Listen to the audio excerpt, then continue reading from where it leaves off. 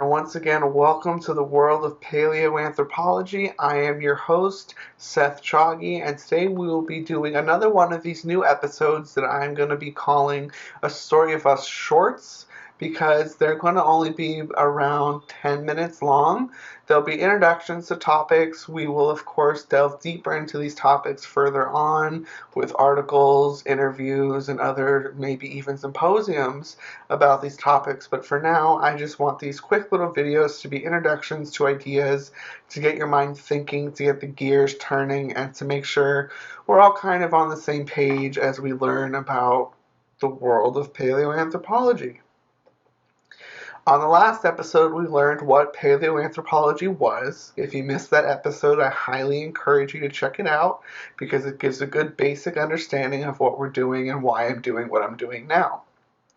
For today's topic, we're going to be talking about race, if it's real, if it has any biological standing, why we all look so different, and if it's true that there are differences between us. Now, this is a very heavy-handed topic. It's very politically enraged, it's very engrossed in scientific endeavors for the last few hundred years. People have been delving into this in good ways and bad ways for a long time. Some of the greatest minds that we've known of in science, including Charles Darwin, did not have a proper grasp of what race was during his time. And even today, most people do not understand what race is and is not.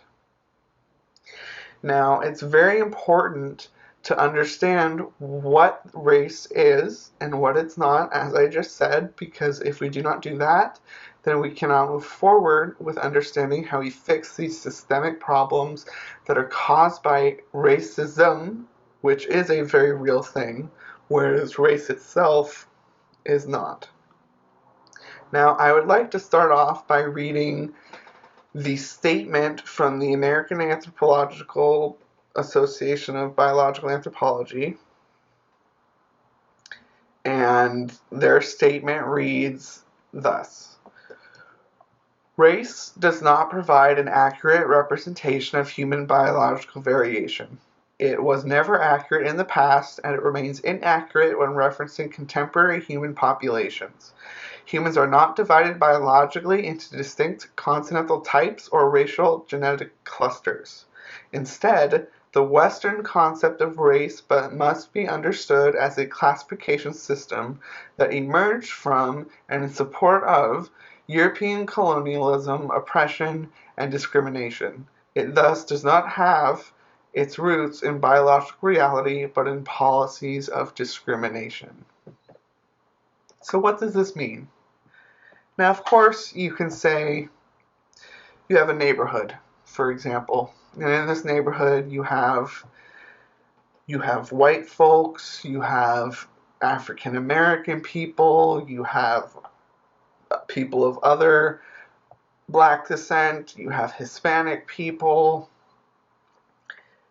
and you might look at them all and think, wow, they all look so different. They must be separated by some biological answer, by something in them, their DNA that makes them different.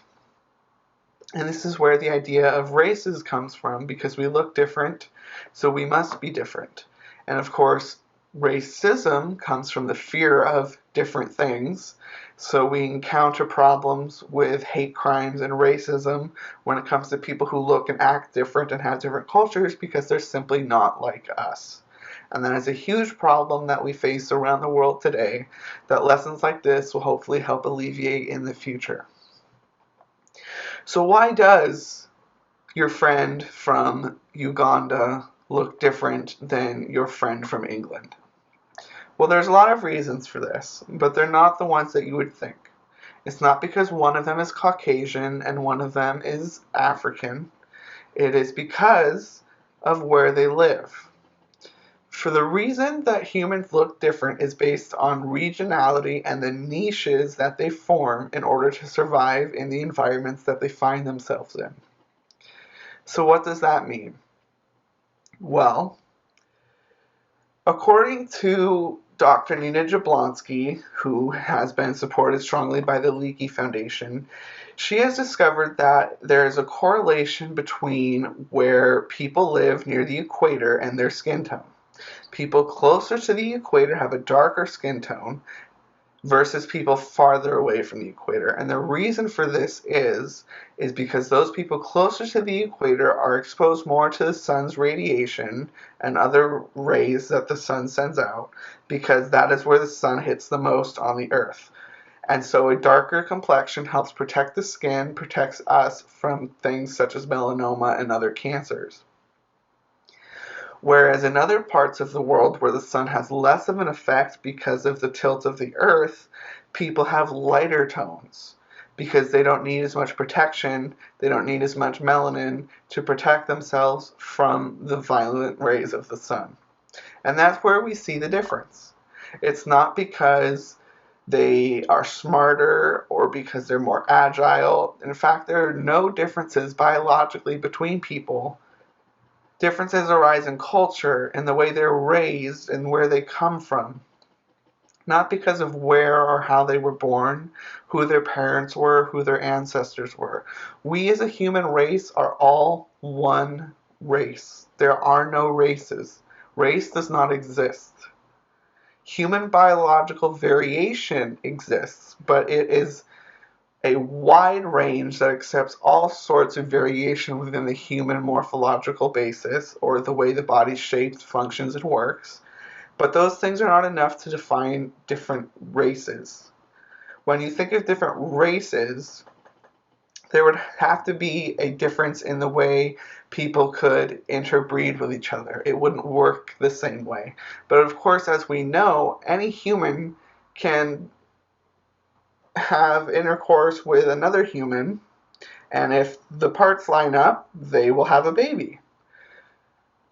Doesn't matter if they're black, white, Asian, or any mix in between. And the fact is, for any of you who are wondering about those DNA tests that you can take, if you are ever told that you are 100% anything, it is a false answer. The human race is so biologically diverse that it allows us to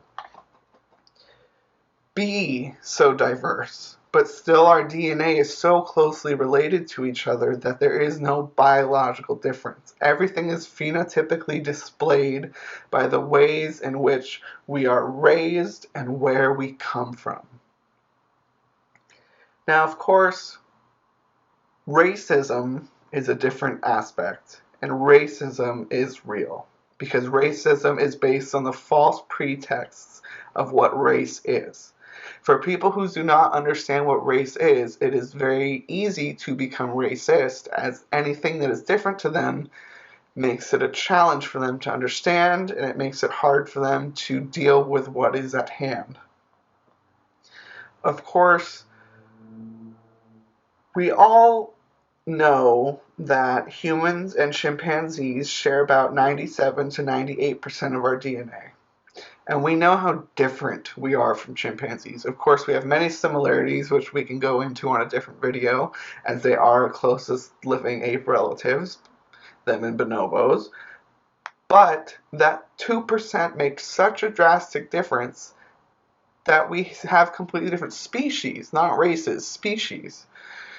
So imagine how close our DNA is within the human race to actually show that we are one species. And as many of you might not have known, most of the biological variation within modern humans actually is in Africa. It is not outside of Africa.